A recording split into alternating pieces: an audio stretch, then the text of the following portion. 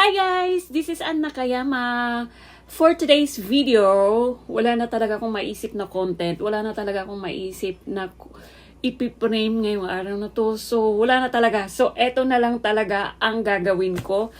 Reveal natin kung ano ang laman ng wallet ko. Kung may laman ba to o wala. So, pasensya na talaga. Ito na lang talaga ang kaya kong i-content ngayong araw na to. So, sobrang busy sa trabaho. So, let's go! So, ito na nga. Tinanggal ko na ang laman ng wallet ko. Wala nang laman yung wallet ko. Ayan. So, mga cards lang naman ang laman ng wallet ko. Meron akong mga point cards dito para sa karaoke kasi mahilig lang talaga akong kumanta. Kahit sintonado, gustong-gusto ko talaga na nagkaraoke kasi yun lang ang paano ko ng stress, pampatanggal ng stress. So eto, mga point cards at kailangan din to pag papasok ka sa mga karaokehan kasi eto yung mag-aano ng personality mo. Nandito na kasi sa loob yung pangalan mo, yung address mo. If in case kasi na lumayas ka, hindi ka magbayad, mapupuntahan ka talaga kasi may card sila, parang members card, parang ganon. Meron din akong Starbucks card. So, bigay to sa akin last year nung birthday ko ng mga katrabaho ko. Bali, nilagyan nila ng 5,000 yen. So, pwede ka pa rin magamit to. Bali, maglo-load lang ako, maglalagay lang ako ng pera. Tapos, pwede ko nang gamitin to para bumili kung anong gusto ko sa Starbucks. Wow, social Starbucks, di ba? So, meron din akong mga cards sa ospital. Dito sa Japan, kailangan talaga ng may cards sa ospital para pagpasok mo sa loob ng ospital, diretso na kaagad. Mahanap kaagad nila yung file mo sa loob ng ospital. Eto yun. Ang dami kong cards sa ospital.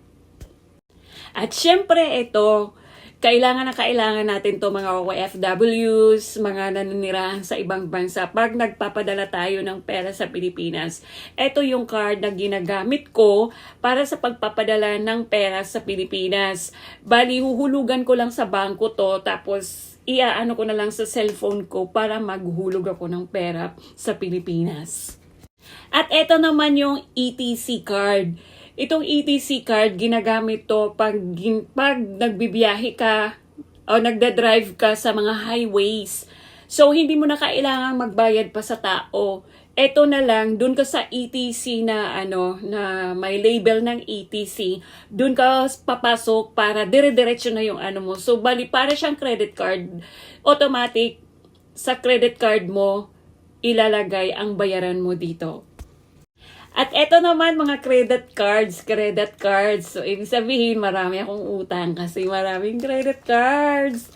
4 na credit cards meron, pero hindi ko talaga ginagamit ko. To sa totoo lang, natatakot ako. Pag ginagamit ko to, konti-konti lang talaga kasi nakakatakot bayaran. Baka mamaya biglang dumami yung bayaran mo. So, ingat-ingat lang talaga sa paggamit ng credit card. So, eto naman yung mga ATM cards ko. Wala namang mga laman to eh. Isa lang ang nilalagyan ko talaga dito.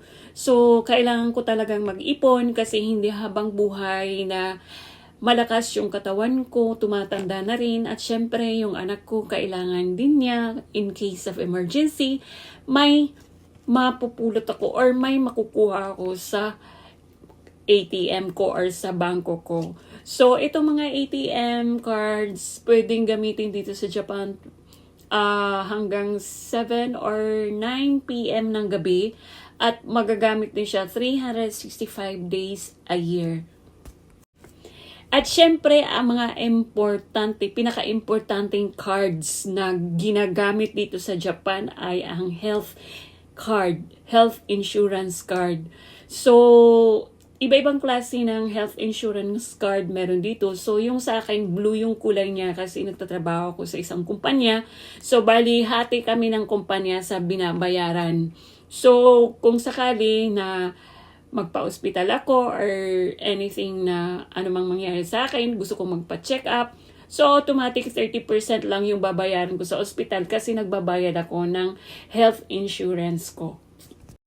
At syempre, ang residence card. Ito ang pinaka-importanting card na kailangan dito sa Japan, lalo na sa mga foreigners.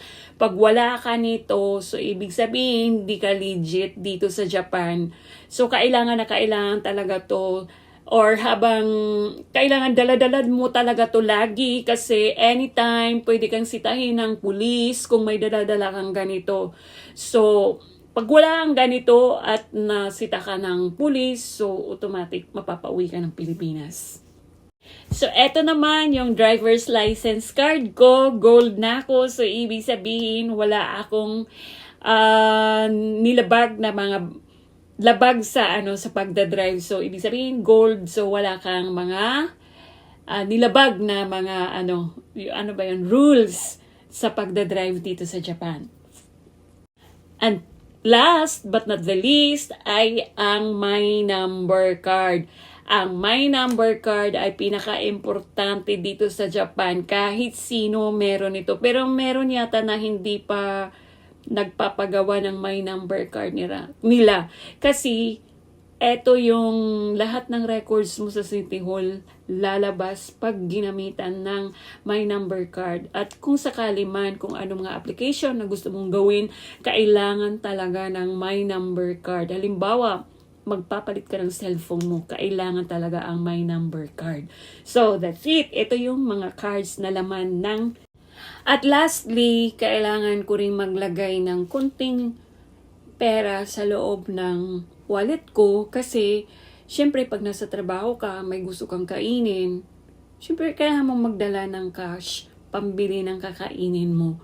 So, ito ngayon ipapakita ko sa inyo ang pera ng Japan, ang Japanese yen.